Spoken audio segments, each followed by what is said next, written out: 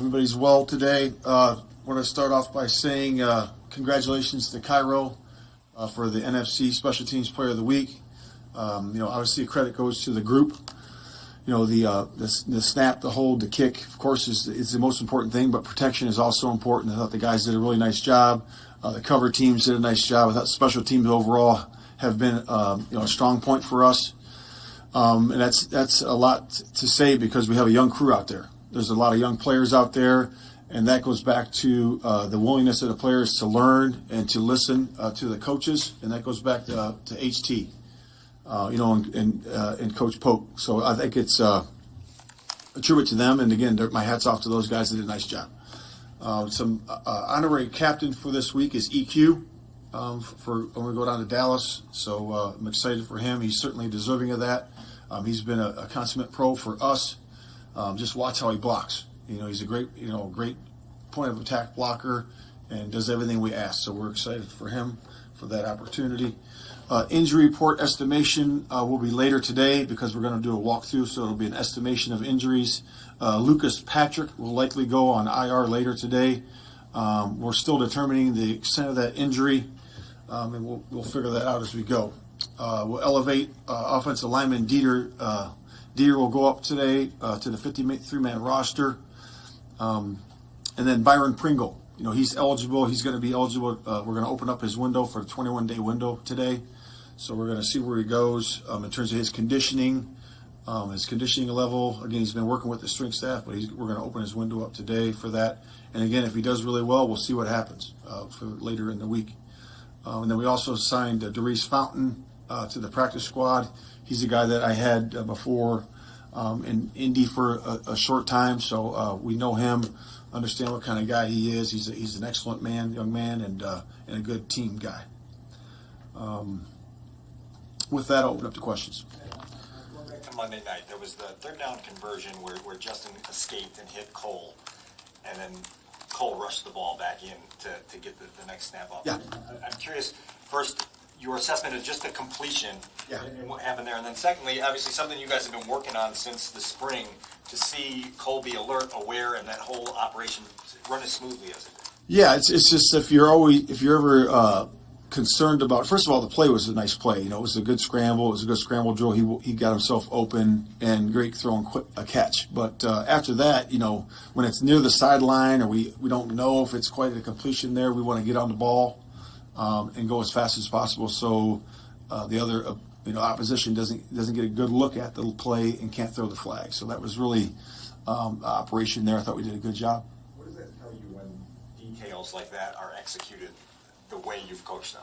Yeah, it's just the practice part of it. We always say that we'll see it out there first, and we've seen it, and we've done a good job of practicing that. You got to set those things up. You at the spur of the moment, you just say the word or what words we're using for those particular plays, and the guys did a good job of really stepping up their pace and getting the playoff. When you and Ryan both got here, one of the first things you mentioned was building the run game and having the run game be the foundation of your offense. Now, nearly halfway through, you guys lead the NFL in rushing. So, from your perspective, what's gone into being so successful in that regard? Yeah, I think it starts with obviously really just the commitment to it. You have to commit to that. A lot of people say it and they don't, then they run the ball 15 times. But we're committed to running the ball, and then you got to really do a great job of acquiring the right coaches. So we thought we did a really good job of that. With Chris Morgan, Austin King. Those guys have historically been able to run the ball very well at their spots.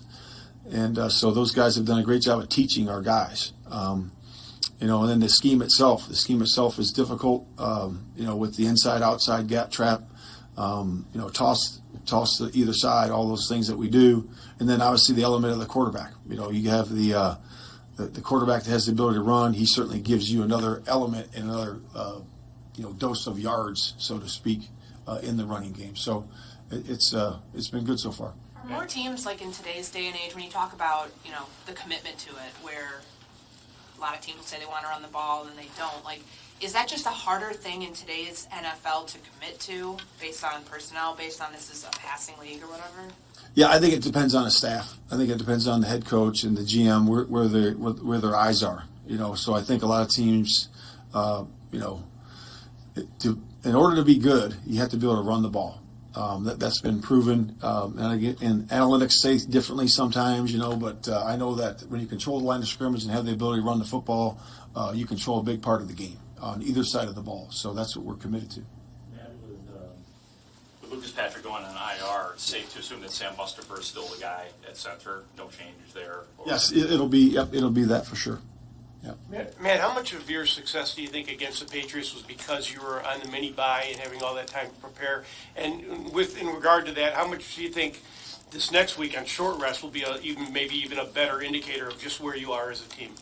Yeah. So when we got off the schedule there, off of the Thursday schedule, the Thursday game with Washington, we spent a better part of one of those days on Dallas. So we thought ahead. Because time is time. You only get so many times. So we spent a better part of one day of that break on first and second down versus the Cowboys. So we've already got a chance to look at that. We were already ahead of that. So we feel like we're in a good spot with that. Now, we're doing a walkthrough practice today, and that's really about keeping the players fresh. So we'll still get the scheme in. We'll all be all squared away there, and then we'll work on the first and second and third down tomorrow. I know you've done that kind of thing before, even in training camp, looking ahead. But is that common? Is that your own kind of thing? That idea of trying to get a week ahead because everybody? Yeah, I always work back and look at the time. So where do you gain the time? In these short weeks, long weeks, you still have the same amount of time, but sometimes you got to think ahead a little bit and put that time forward. And it's important to do that. We've always done that since I've been in pro ball. With who I was with first, so it's important to do. Cowboys defense, obviously a lot of stuff starts with Parsons. I'm curious your specific evaluation of what you see from him, and then also just the things that Dan Quinn does to really strain an offense. Yeah, it's just really using your skill, using your best player, and he does a good job of using him. He's moving him around all over the place.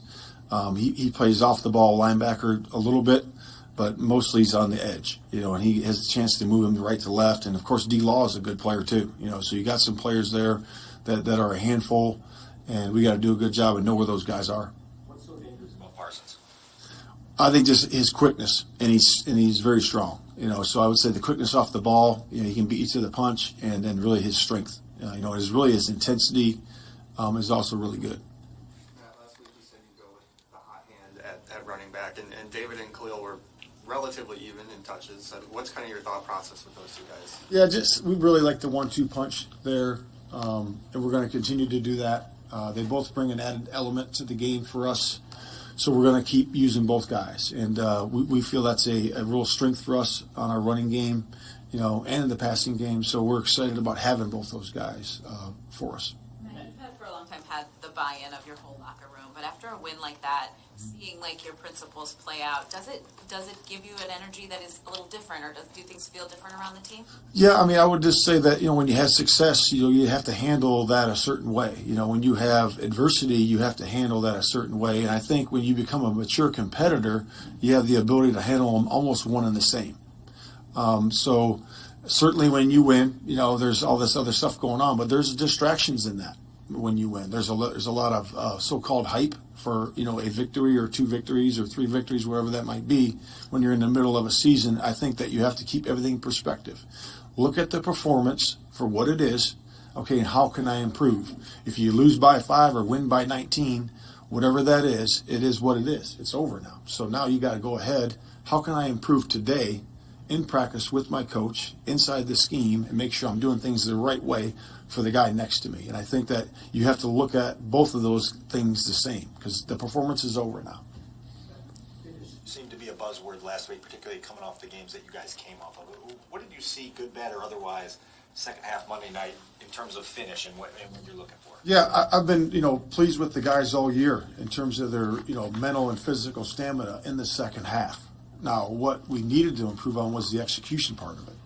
So the guys have been there. We've been there to make those plays. Now we just had to finish off and do it. So we challenged the guys last week. about getting that done in practice first, and then they had the ability to do that in the game last week. So we'll see what we do this week.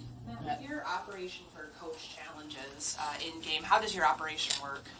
For in-game challenges, yeah, I mean, we obviously have a couple sets of eyes upstairs, that help me to see where it is, and then we decide, obviously in the first half you can be a little bit more liberal with using it because you want to. It's the first half, and then, really just make a decision. If we feel comfortable and confident about it, we'll throw the flag. If not, we'll just hold it. So the voices that are in the headset, are this analytics focused, and how did you determine who would be in your ear for challenges when you were going? I would just say the best set of eyes up there that we use. Certainly there's an analytics guy up there with me, and then also whatever side of the ball is going to help me. We have one guy on each side that'll help also. Man, is Bayless Jones Jr. still in consideration as a punt returner? Obviously, you guys went with Dante. Yeah. Yeah. Like we said, it's a work in progress. Obviously you had the two muffs. So now we're just we're looking for consistency in practice.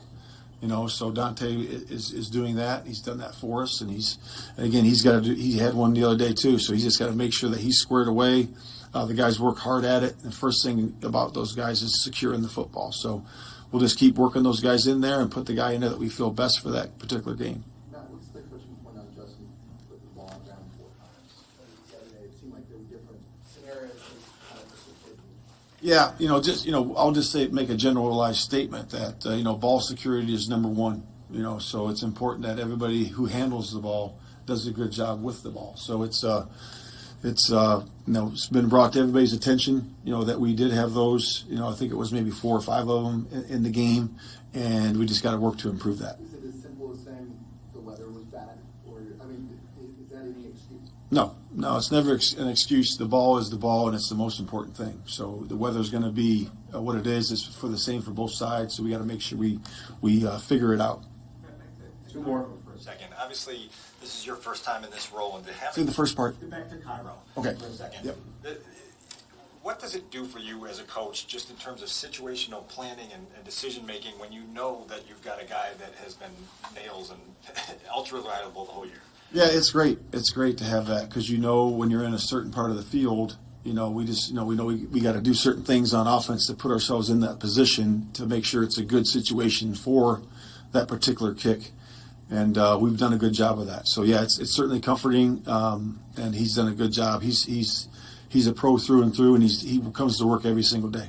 Matt, just for you, what does it mean to see Justin have the game that he did the other day? Because you ride that roller coaster with him too, and when he's struggling, I'm sure you feel for him. So to see him play well on a national stage like that, what are you feeling for him? No, it's like anything. Like we talked about with Eddie Jackson earlier in the year. I think that when you see a player succeed, as a coach, you have joy. You have joy in that. You like to see that.